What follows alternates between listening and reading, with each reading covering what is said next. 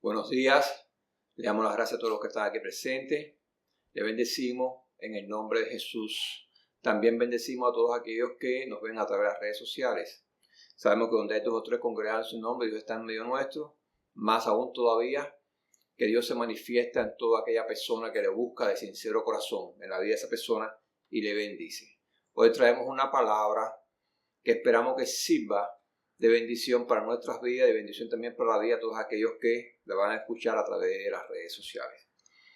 Vamos a orar para que sea nuestro Dios y Salvador realmente que guíe esta palabra que saca de mi boca y que la misma haga su fruto allí para donde ha sido preparada y enviada, y que Dios prepare nuestras mentes y nuestros corazones para recibirla, para atesorarla y para ponerla por práctica en nuestras vidas. Sí, Padre amado, te damos una vez más gracias, Señor, por tu presencia en nuestras vidas, por tu palabra en nuestras vidas, Señor. Te bendecimos y te alabamos porque tú eres bueno y para siempre tu misericordia.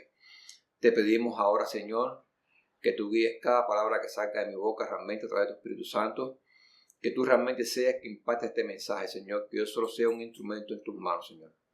Envíala allí a donde hace su obra, Señor, y prepara las mentes y los corazones de todas aquellas personas que la han de recibir, Señor, para que la atesoren y para que la pongan por práctica en sus vidas, Señor, en el nombre de Jesús. Amén. El mensaje le puse por nombre Imagen y Santidad.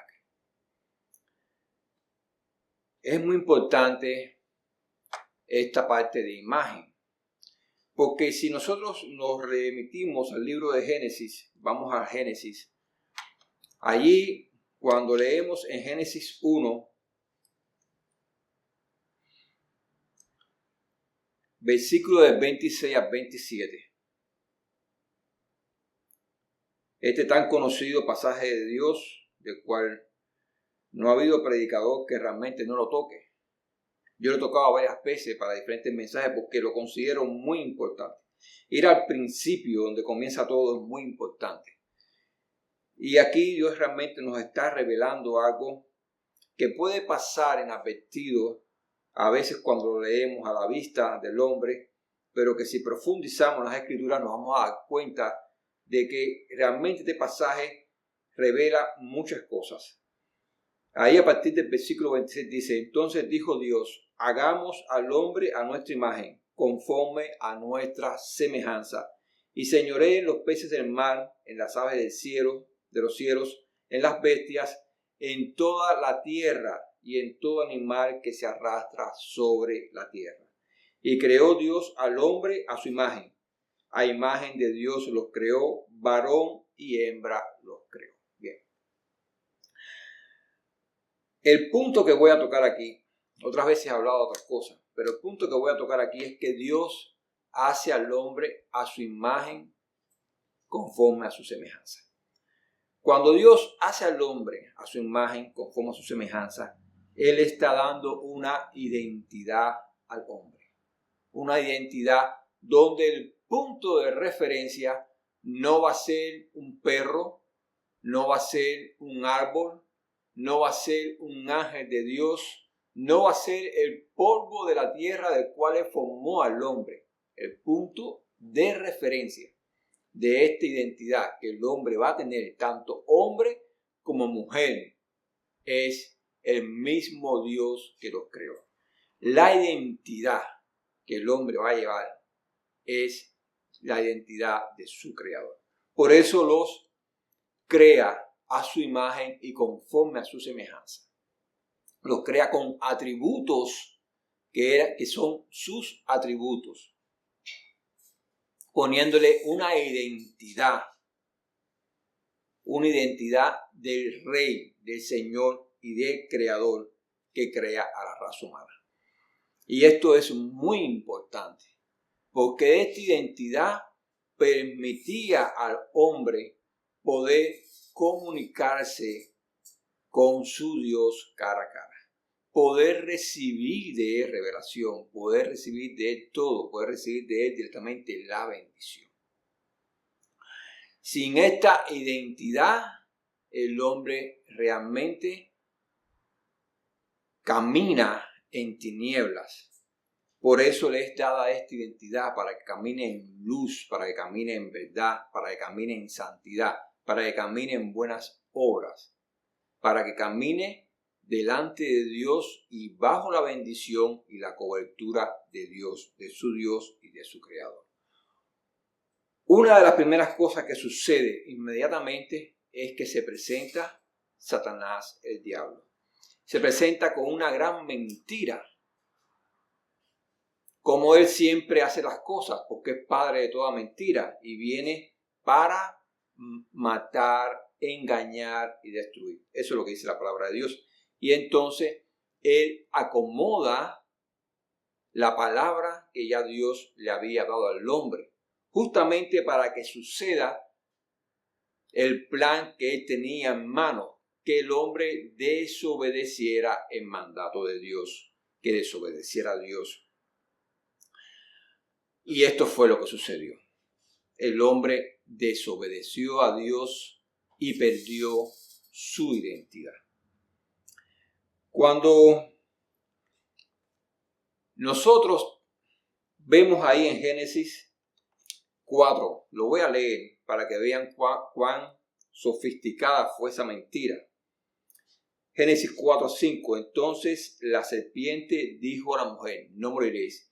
Miren que aquí el diablo está incitando al hombre a desobedecer. No le está diciendo desobedece, sino que lo está incitando a desobedecer. Son dos cosas diferentes.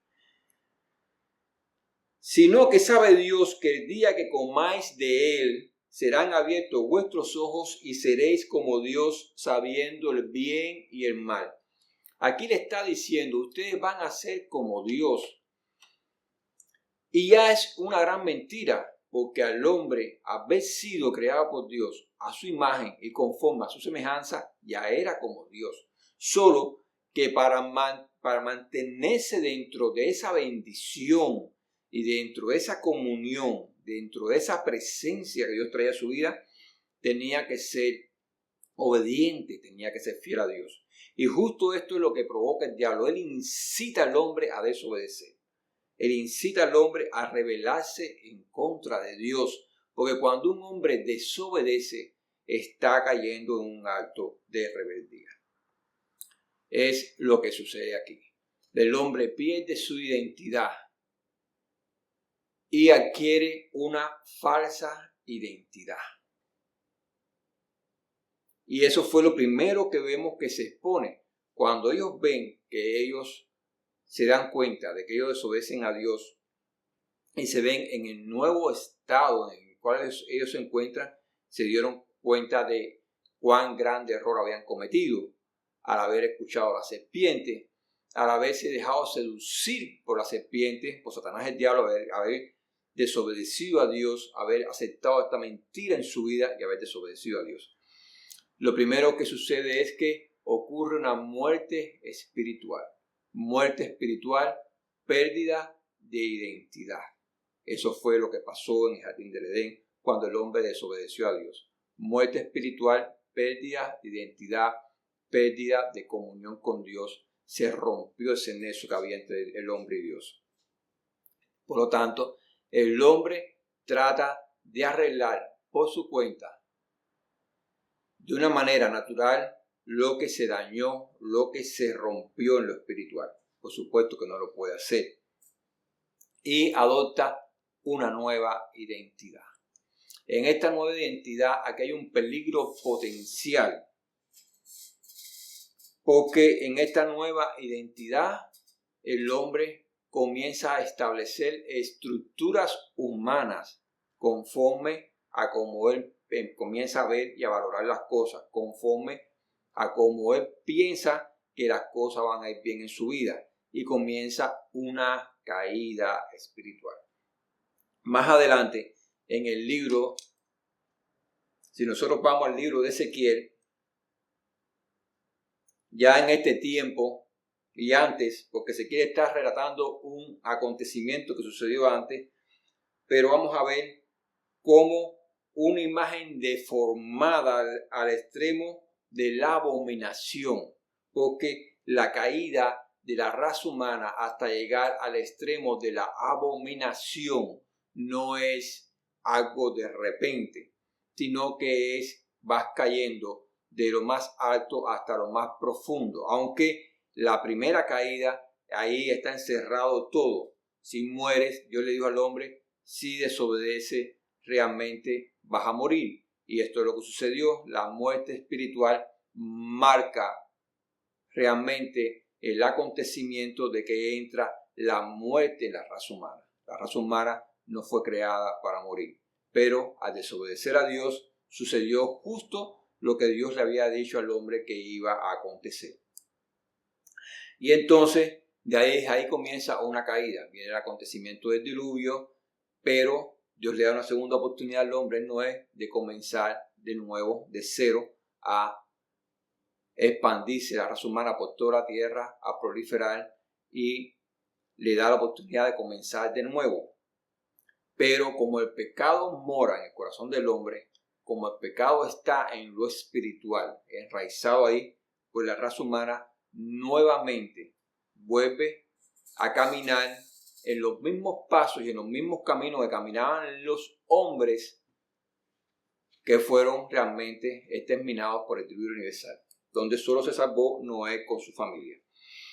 Y vemos ahí en Ezequiel 16, versículos de 49 a 50. He aquí que esta fue la maldad de Sodoma, tu hermana, soberbia, saciada de pan y abundancia, de ociosidad tuvieron ella y sus hijos, y no fortaleció la mano del afligido y del menesteroso. Y se llenaron de soberbia e hicieron abominación delante de mí, y cuando los vi, las quité. Escucha, estas fueron ciudades que fueron ciudades prósperas, pero tomaron su prosperidad para caminar en caminos de impiedad y para participar de toda maldad y de toda impureza. Y se ensoberbecieron y se endurecieron sus corazones y caminaron en todo aquello realmente que desagrada a Dios.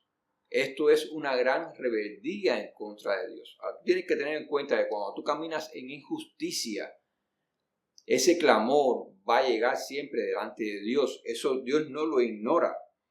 Dice ahí que no fortalecieron la mano del afligido y del menesteroso.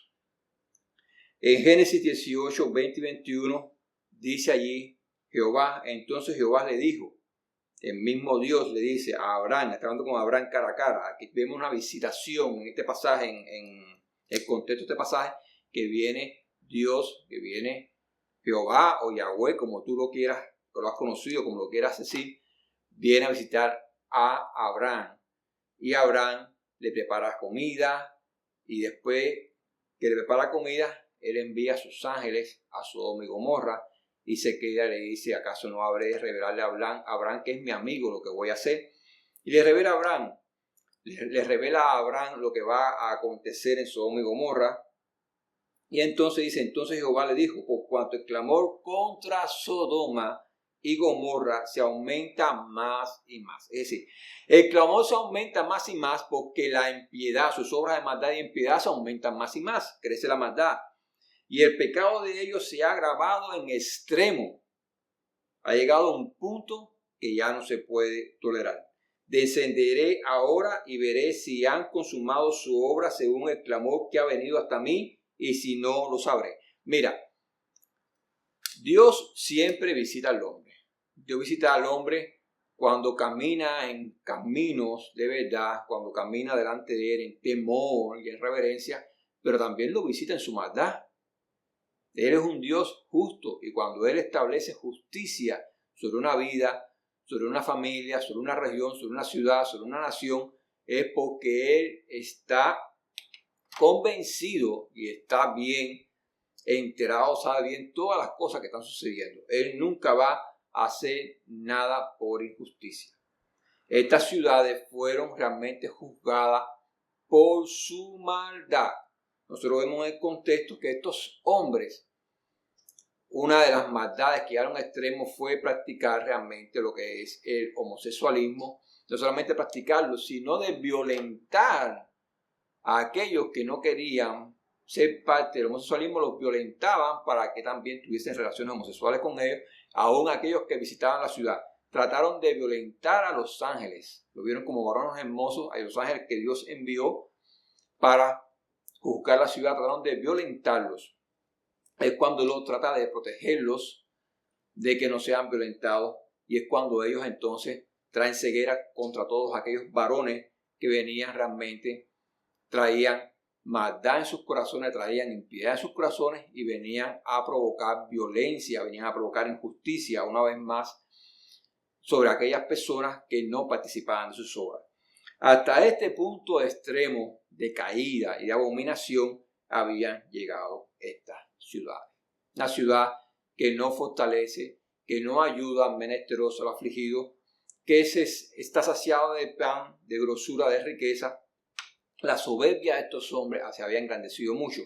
Ellos caminaban en sus propios caminos.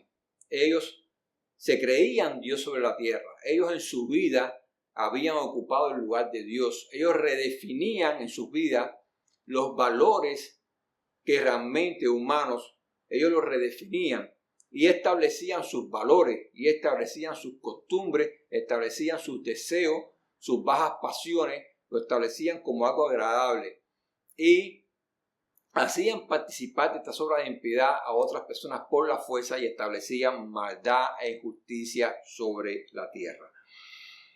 Todo esto estaba pasando en Sodoma y Gomorra, por eso el clamor subía delante de Dios de día en día, porque se aumentaba el clamor, porque se aumentaban las obras de impiedad de estas personas sobre la tierra. Ahora, si nosotros vamos a Lucas 17, 28, 29, allí dice: asimismo como sucedió en los días de Lot, comían, bebían, compraban, vendían, plantaban, edificaban. Mas el día en que Lot salió de Sodoma, llovió del cielo fuego y azufre y los destruyó a todos. Tú dices, ¿pero qué de malo estaban haciendo? Comían, bebían, compraban, vendían, plantaban, edificaban. Eso dice, él lo está diciendo, pero aquí lo está diciendo en un contexto de que estas personas buscaban de todas las cosas menos de agradar de Dios, menos de buscar a Dios vivo y verdadero y adorarle y estar humillados bajo su presencia y caminar realmente en los caminos de Dios vivo y verdadero, en los caminos de agradar a Dios vivo y verdadero. No, ellos vivían para ello, vivían para autogratificarse, para complacer la carne, en todo aquello que la carne quiere.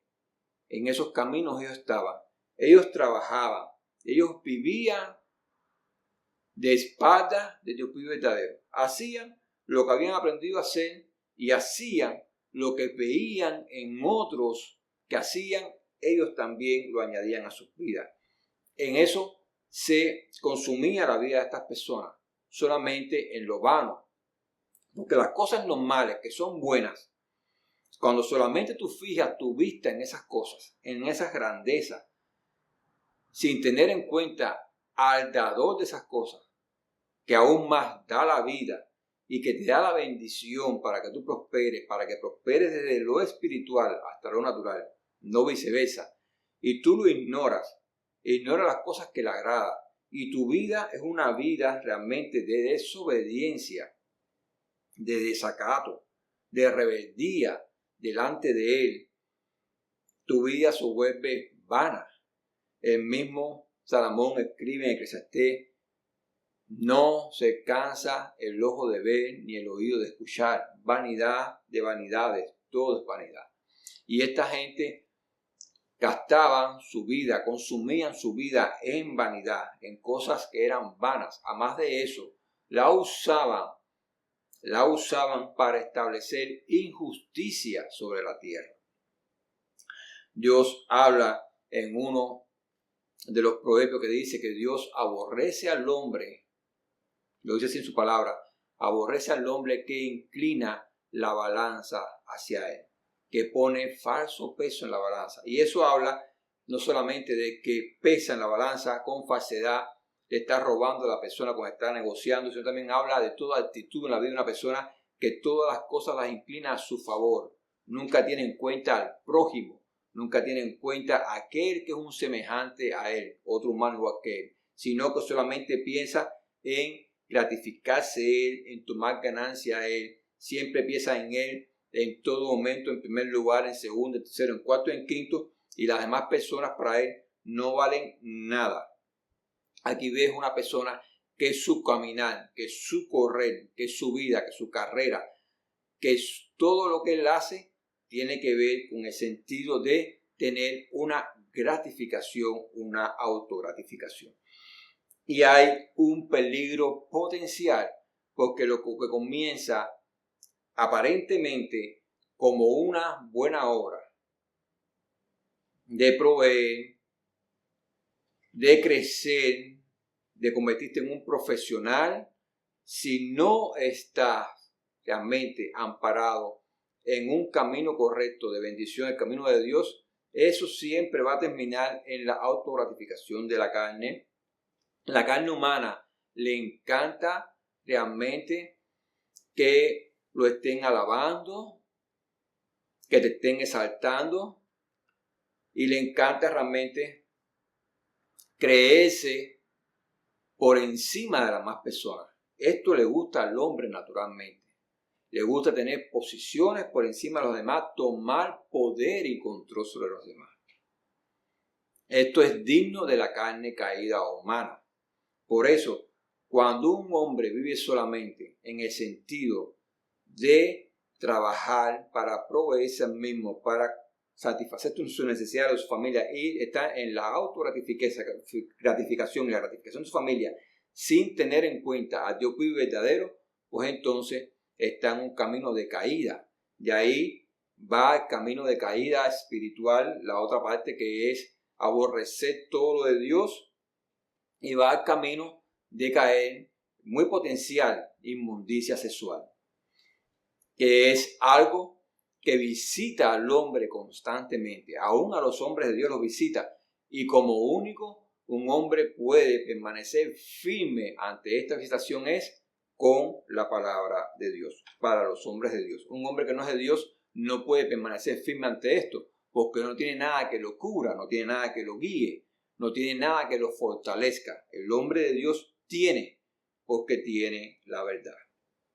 Por lo tanto, toda falta de identidad va a sumir al hombre en lo más bajo. Dice que como en los días de Lot, así serán los días de la venida del hombre. Aquí te está diciendo que así como sorprendió a aquellas personas en su pecado, en su abominación, lo sorprendió, también va a sorprender a la última generación, la venida del Señor.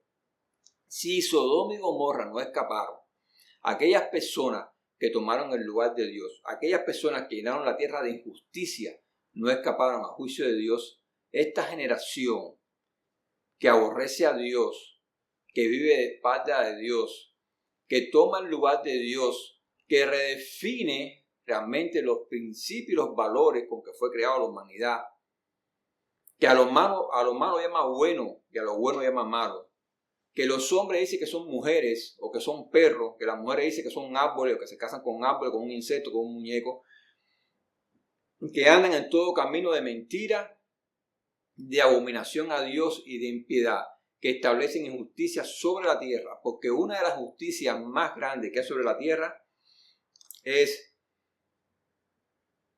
torcer, distorsionar la imagen con la cual Dios ha creado al ser humano. Si tuviésemos la oportunidad de tomar dos espejos idénticos y hacer este experimento, y si no, imagínatelo en tu mente, tomar dos espejos idénticos y cuidar uno y ponerlo en un lugar donde no va a ser dañado, donde tú te puedas mirar y que esté ahí sin sufrir ninguna rotura, ningún daño. Y tomar el otro y maltratarlo, golpearlo y hacer que se rompa, que se quiebre, que se fragmente. Y entonces intenta mirarte en ambos espejos. Cuando te miras en el espejo que está normal, que está cuidado, vas a ver tu imagen tal cual tú eres. Pero cuando te miras en el espejo que fue dañado, que fue quebrado, que ha sido totalmente distorsionado, no vas a poder ver tu imagen tal cual tú eres, sino que vas a ver una imagen distorsionada de ti. Bueno, eso mismo le ha pasado a la humanidad. La humanidad perdió esta comunión, este nexo con Dios, y la imagen que hoy trae es una imagen distorsionada de lo que realmente Él es. Además de eso, es una imagen que mientras más se quiebre, que mientras más se rompa y se divida, más distorsionada va a estar. El pecado es ese martillo que golpea ese espejo, y mientras más lo golpee y mientras más lo fragmente, pues más distorsionada va a estar la imagen de Dios, más perdida va a estar su identidad. Un hombre siempre tiene necesidad de portar una identidad. Esto es una realidad. El hombre fue creado para portar una identidad, para portar la identidad de su creador. He visto algunos videos, y creo inclusive lo he puesto en internet, de investigadores que, investigando el ADN, dice que llegaron a encontrar en el ADN humano que está la firma de Dios, porque esos números, cuando los convirtieron a letras, justamente ahí estaba la Y, la Y, estaba la H, la W y la H, que es lo que se le dio a Moisés como el nombre de Dios, que después Dios, los judíos, le añadieron las vocales de Adonai y de Elohim, y de ahí sale el nombre que nosotros conocemos hoy en día cuando leemos la Biblia como Yahweh, o su traducción, Jehová, que es lo que realmente se le dio al judío como el nombre de Dios, de yo soy el que soy, el Dios que es el que es por él mismo, que no puede ser creado, que antes de él no ha existido Dios, ni después de él existirá, que él es el Dios, Señor y Creador de los cielos y la tierra y de todo lo creado, incluso del ser humano. Dice que eso está plasmado en el ADN humano, que ahí está su firma, como una firma, como un cuño que puso ahí de que él es nuestro creador. Pero en lo espiritual también está su firma. Cuando él nos hace a su imagen y conforme a su semejanza, ahí puso su firma, puso su identidad. Nosotros fuimos creados para portar una identidad.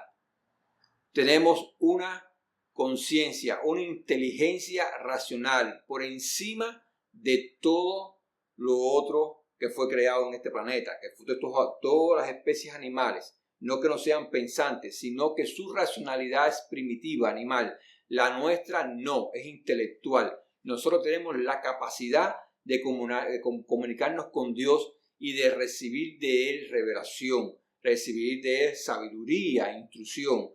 Tenemos esa capacidad de poder discernir, y fuimos creados y fuimos puestos como mayordomos de la creación, cosas a las cuales esa mayordomía el hombre la perdió cuando la cedió a Satanás en Jardín del Edén. Ahora, perdimos la identidad,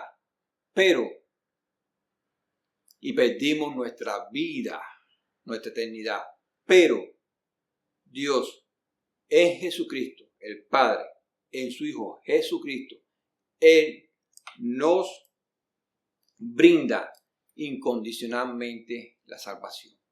Él nos brinda de nuevo, junto con esa salvación, la identidad perdida. Porque al recibir al Salvador, ahí recibimos realmente la identidad que habíamos perdido. Es muy importante. La salvación es un paquete entero. No simplemente que recibías a Jesucristo y ya no. Junto con la salvación recibes la identidad. Ahora, mira que digo que brinda. De aquí viene la gracia de Dios. Él brinda esta salvación para todos los hombres. Pero he escuchado muchas veces que es incondicional. Es incondicional el hecho de que Él te brinda la salvación. A partir de ahí hay condiciones. No es de que Dios brinda la salvación y ya que a todos los hombres somos salvos. Eso no es así. Tienes que, número 1, reconocer que eres pecador. Ya empiezan las condiciones. Número 2, tienes que arrepentirte de tus pecados, confesar tus pecados públicamente y delante del Señor, delante de los hombres, delante del Señor, tienes que reconocer que Jesucristo es tu Señor y que es tu Salvador. Tienes que creer y aceptar que Él murió en la cruz y que resucitó el tercer día y que producto de esto, entonces tú estás de acuerdo de morir a tu pasada manera de vivir y de que tú tienes fe que así como Él se levantó el tercer día, tú serás levantado en el día posterior cuando Él venga y vendrás a vida eterna y no a condenación. Entonces, todo esto ya es una lista de condiciones que viene detrás de lo que Dios otorga gratuitamente. Él te brinda gratuitamente el derecho de tener un Salvador, el derecho de tener aquel que aboga por ti, el derecho de tener aquel que viene a hacer una negociación entregándose Él justo, bueno y sin pecado en tu lugar, que no eres ni justo, ni eres ni bueno y estás lleno de pecado. Esos somos los hombres, esos somos tú y yo. Y Jesús se entregó en nuestro lugar. Entonces, el hecho de tener el alcance, de tener el derecho de un Salvador, no significa de que no haya condiciones. Si hay condiciones. Es muy importante. Porque Juan 3:16 nos dice, porque de tal manera amó Dios al mundo que ha entregado a su Hijo unigénito, para que todo aquel que en Él cree no se pierda, mas tenga vida eterna. Pero ese versículo, como otras veces ya yo lo he dicho, está en un contexto que termina en Juan 3:21. Y es muy importante leer el contexto entero. Si nosotros nos vamos a la primera carta de Pedro, capítulo 3, versículo 21,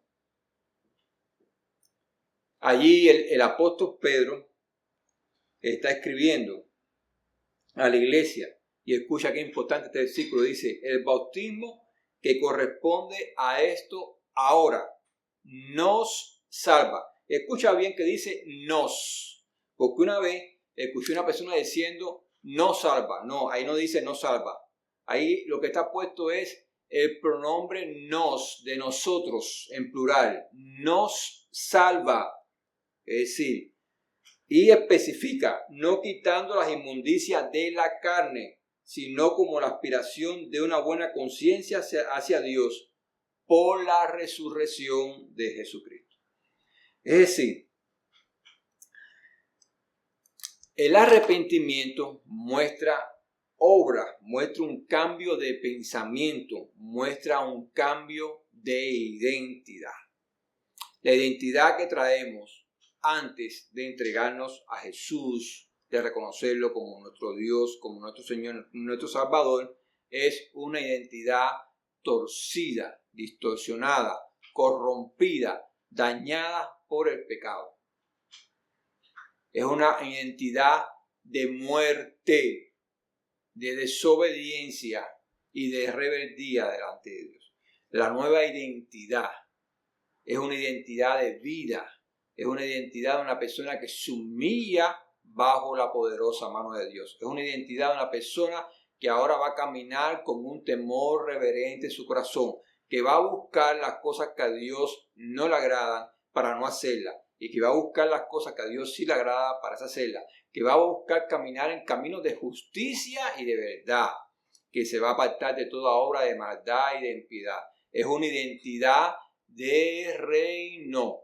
Yo sé que esto de identidad de reino a muchas personas fuera de la iglesia les molesta y a otras personas dentro de la iglesia también les molesta, pero es real, es una identidad de reino, porque es la identidad del rey que viene a establecer el reino, y el rey es el rey Jesús.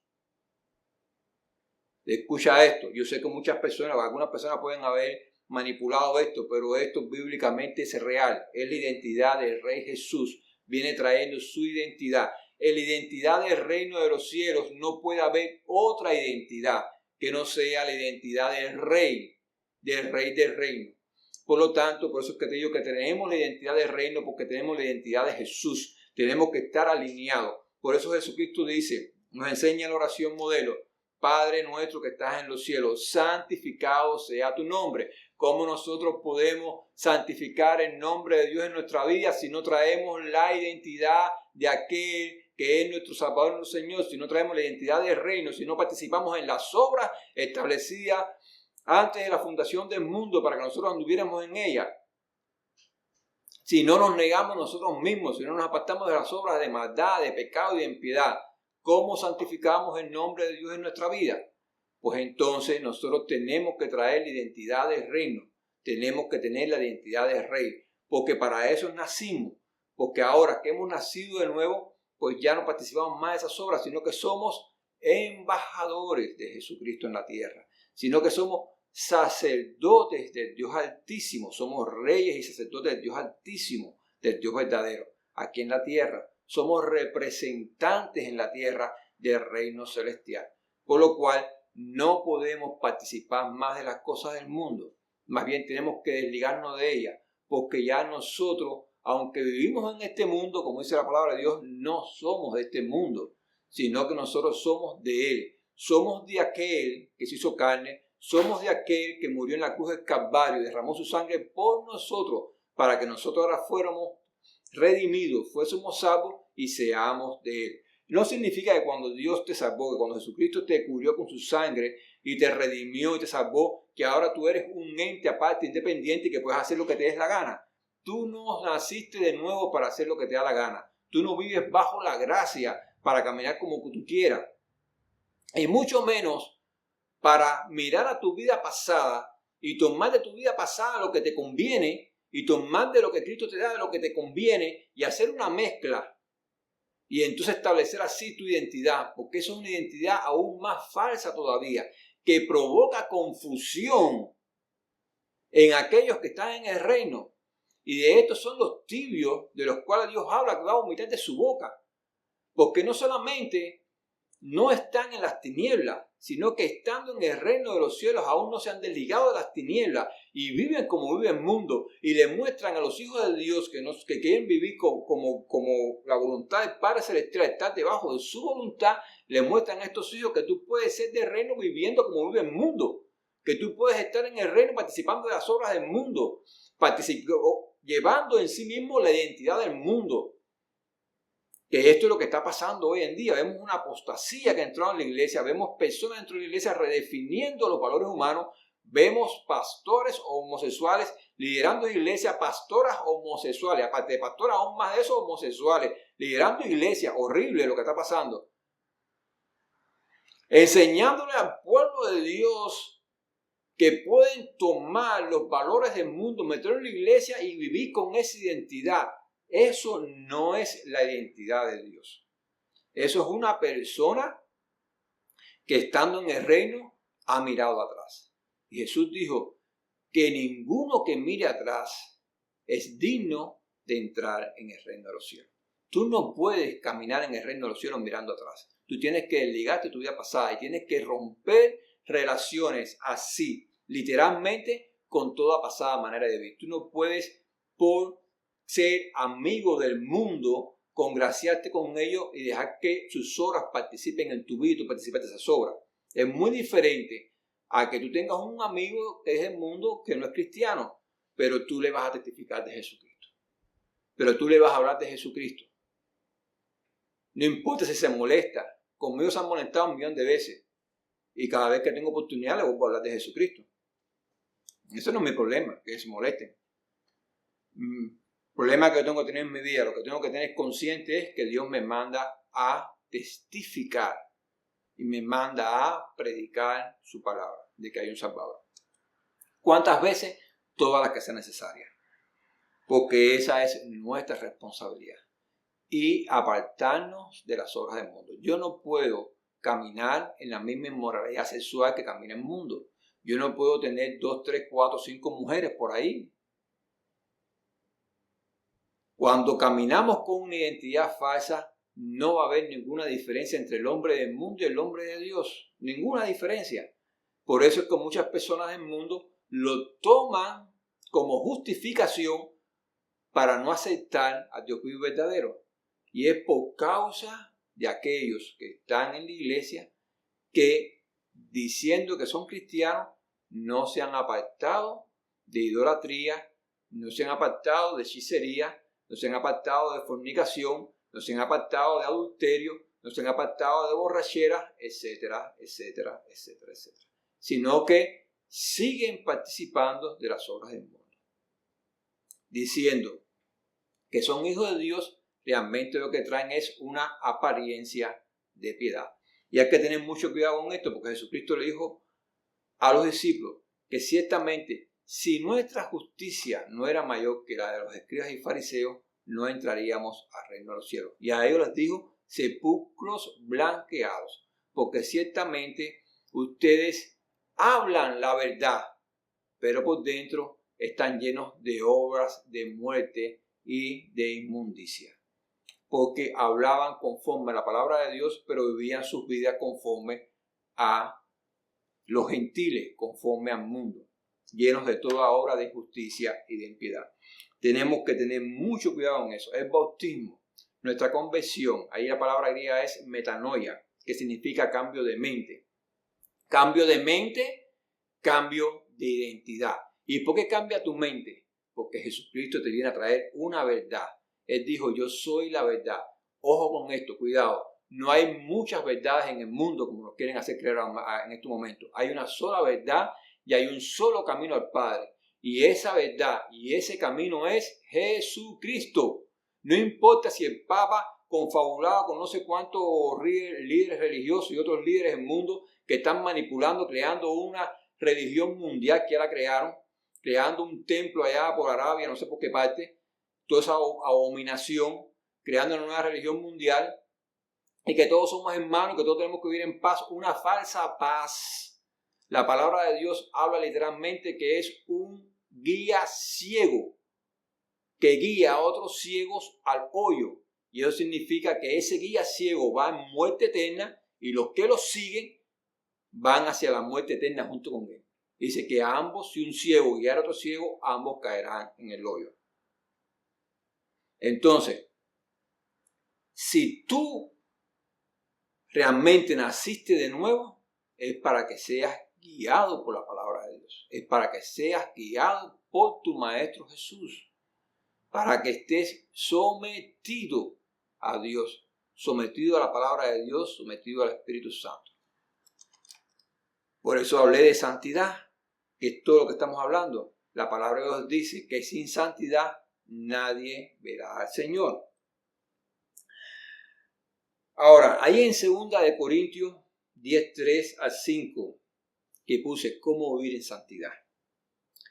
Pues, a partir de 3, pues aunque andamos en la carne, escucha, no militamos según la carne, porque las armas de nuestra milicia no son carnales, sino poderosas en Dios para la destrucción de fortalezas, derribando argumentos y toda altivez que se levanta contra el conocimiento de Dios y llevando cautivo todo pensamiento a la obediencia a Cristo, llevando cautivo. Esto no es de que la carne se va a someter voluntariamente. Tu carne nunca se va a someter voluntariamente. Aquí dice llevando cautivo. Hay una lucha. Aquí dice que las armas de nuestra justicia no son carnales, sino son espirituales.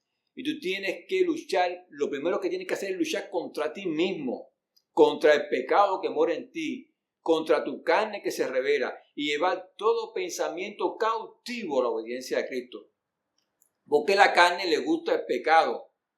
La carne se deleita en el pecado.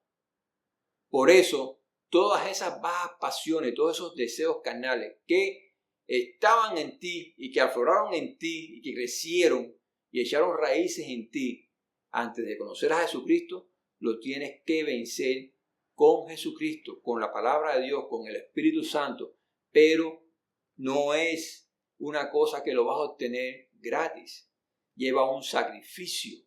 Lleva una lucha, tú tienes que batallar, tú tienes que luchar contra esos pensamientos que se rebelan en contra de tu Dios. Y tienes, dice la palabra, que llevarlo cautivo. Cuando tú tienes que tomar cautivo algo, tienes que luchar contra eso para poder tomar cautivo. Y una vez que está cautivo, tienes que llevarlo en presencia de aquel que puede destruirlo. No puedes estar jugando con tenerlo cautivo y nunca llevarlo a la presencia de Cristo, porque en cualquier momento se puede liberar y te puede dominar. Tienes que llevarlo cautivo, llevar todo pensamiento cautivo a la presencia de Cristo. ¿Para qué? Para que tu carne muera. Justamente la manifestación carnal en un hijo de Dios habla literalmente de que esa persona no ha muerto a sí misma y que vive en pecado. El pecado se manifiesta en una persona constantemente, esa vida de pecado, cuando esa persona no ha muerto así. Pero la palabra de Dios nos insta a morir a nosotros mismos para que Cristo viva en nosotros.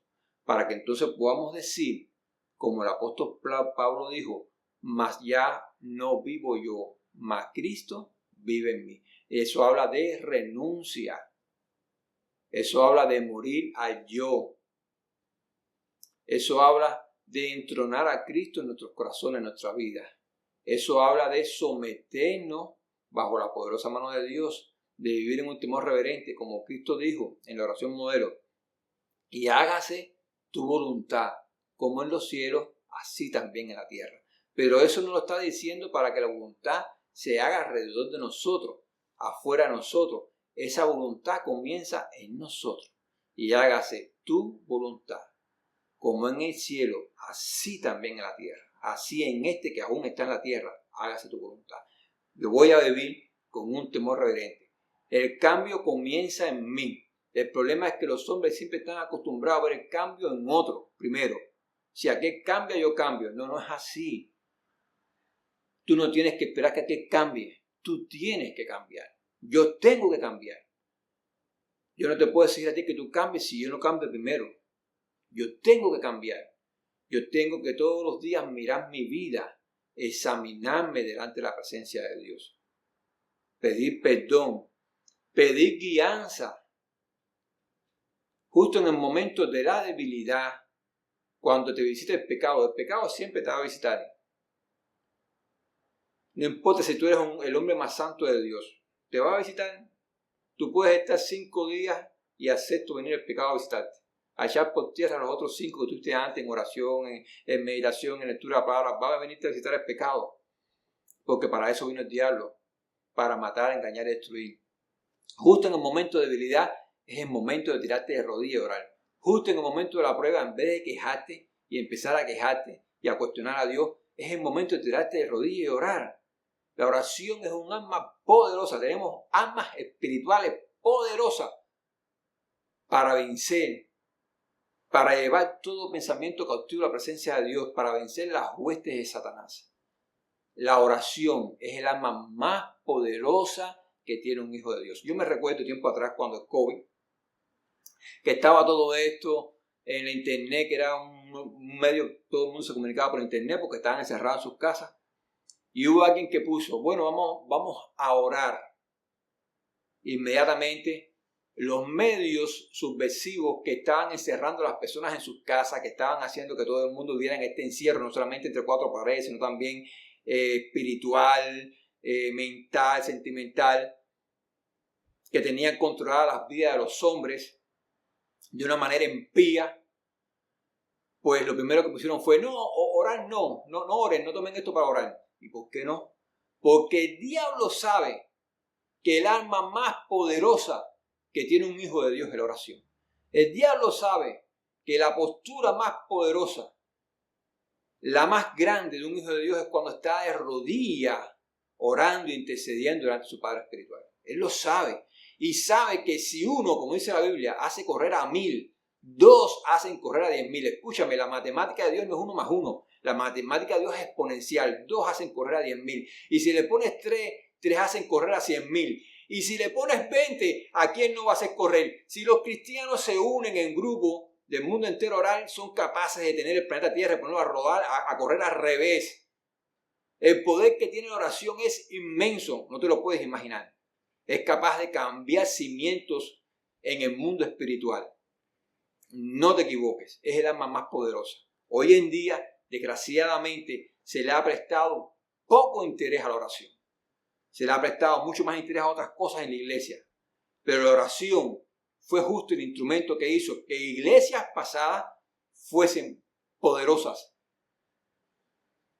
Estaba hablando los otros días con un hermano y decía, en los años 90, yo me recuerdo como ahora, nosotros veíamos los milagros, lo veíamos, pero me recuerdo, con menos tecnología que ahora, con mucho menos tecnología, me recuerdo como hoy, que nada más que nos enterábamos que un hermano estaba en problemas y nos tomábamos ese problema personal. Ya no era el problema del hermano, no era la enfermedad del hermano, era personal. Son obras de justicia que Dios preparó de antemano para que nosotros anduviéramos en ella. Ahí se demuestra el amor de Dios en nuestros corazones. Nos tomamos personal el problema del hermano. Inmediatamente oración. No siempre teníamos la parte económica. No siempre podíamos acudir físicamente, pero sabía que la oración iba a llegar delante del trono de Dios. Y una oración llegada delante del trono de Dios es respondida por ese Dios. Y cuando se une un pueblo, pues mucho más es respondida. Tienes que tener esto en cuenta. Importantísima oración para cualquier momento de tu vida y para vivir en santidad. Recuerda, como dije antes, que sin santidad nadie verá al Señor.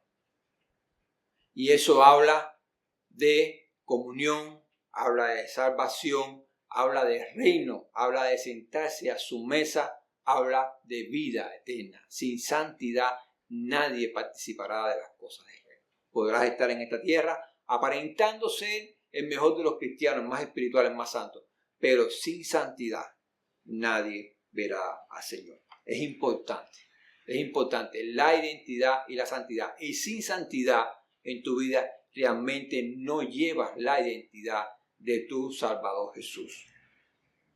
En Filipenses 4:8 dice, por lo demás, hermanos, todo lo que es verdadero, todo lo honesto, todo lo justo, todo lo puro, todo lo amable, todo lo que es de buen nombre, si hay virtud alguna, si algo digno de alabanza, en esto pensar.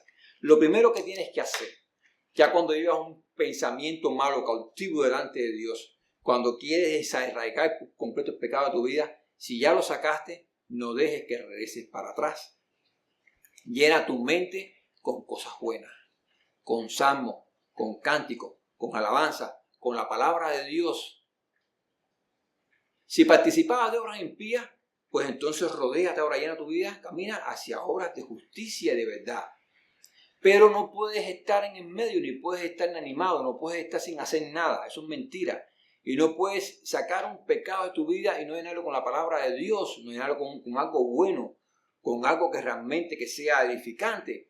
Porque de algo se va a llenar de nuevo tu mente. Y si tú no llenas tu mente con la palabra de Dios, de nada te vale luchar contra el pecado, porque ese pecado va a regresar para atrás, porque regresa de tu misma carne. Pues entonces, tú llevas cautivo todo pensamiento a los pies de Cristo, pero tienes que sanar. Tiene que haber una sanidad y tiene que haber un crecimiento. Y de eso habla también la palabra. Si eso no existe en tu vida, pues es como el enfermo tirado en una cama, con una llaga, con una herida abierta, esperando que se le vuelva a reinfestar.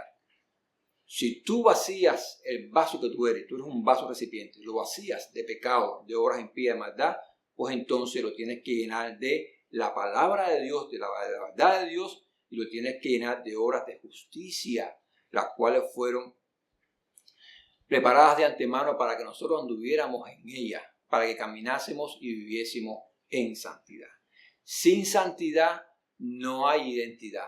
Y es muy importante la identidad, que cada hijo de Dios que haya nacido de agua y de espíritu realmente lleve la identidad de aquel que no solamente lo creó, sino también que lo salvó. De aquel que no solamente le puso su identidad cuando lo creó, sino que viene a poner nuevamente su identidad cuando lo salvó. Desde esta plataforma, nosotros te deseamos que Dios te bendiga, que bendiga tu casa, que bendiga tu vida. Si has estado caminando no en la voluntad de Dios, te soltamos a que regreses al camino, a que regreses a aquel que te salvó, a aquel que es tu Señor, tu Salvador, que regreses a hacer las obras de verdad y de justicia las cuales preparó para que anduviésemos en ella.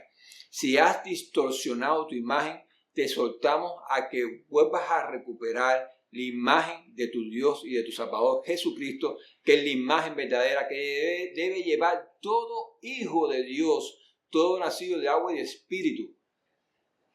Es la imagen que debes llevar, la imagen de Jesucristo. Y desde aquí te decimos que si no has conocido nunca a Jesús y has caminado en tinieblas y en maldad y en muerte, pues este es el momento en tu vida de que tú te arrepientes de tus pecados, de que tú aceptas que eres pecador, de que tú aceptas a Jesús y le reconoces como Señor y Salvador en tu vida y cambias de muerte a vida eterna, cambias de identidad de muerte a identidad de vida. Te deseamos que Dios te bendiga, que bendiga tu vida, que bendiga tu casa, que bendiga a tus hijos en el nombre de Jesús. Amén.